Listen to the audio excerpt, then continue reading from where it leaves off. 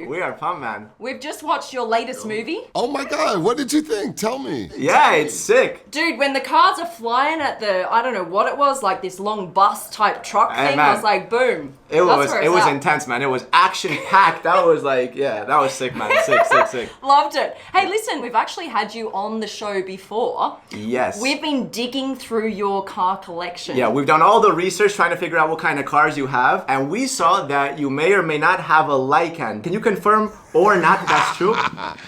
No, I need one, first of all. I don't. Okay, have there's another one. That's, Okay. hey, that's why you can't trust everything you see on the internet.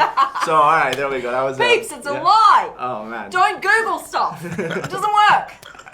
I should have picked that car from Fast 7. Talking of fast cars, out of all of the fast movies, what has been your favorite fast car? Obviously, the Charger has sentimental value. But there's a 70 Chevelle that was always important to me as well. It's the car that, at the end of the first Fast and Furious, I'm driving in Mexico. I think Fast has moved from the streets, like it used to be like this old school, like kind of like street racer Yeah. movie, and now you've like No. gone to outer space, and it's a No. completely different thing. It's just like, where do you go from there, man? You can't go further than space.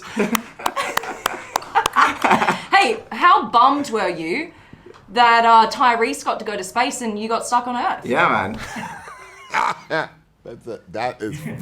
That's more funny than you know. Because he was like, let someone else go to space. We've all been waiting over a year for this movie. How do you feel that it's finally out? Well, honestly, I feel like we didn't realize how much we missed that theatrical experience of watching a movie. Yeah. It does something. It adds something to the experience. We were all throwing popcorn at each other and, you know, getting out and going, yeah, did you see that scene? You know? Exactly. Shout out to the supercar Blondie.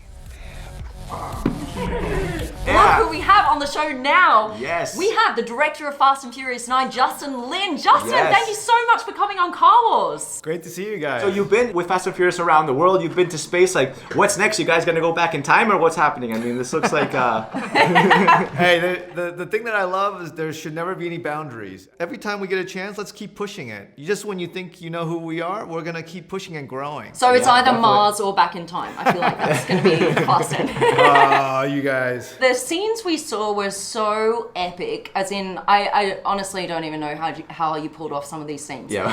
What was the hardest scene to actually pull off as a director? I'll tell you, you know, these big action set pieces, I feel great because I work with the best crew in the world, right? And so usually when I tell them what happens, I love it when it's like 10 seconds where they say, oh my God, they're scared, like, how do we do this? But I'll tell you the scariest thing for me is working with a 3-year-old. Working with a 3-year-old on set, trying to make sure that he can connect with Dominic Toretto as the father. That's the most challenging, you know, aspect of working on this movie. Children and animals, right? And water. And water. I think water. all Okay, three, that's yeah.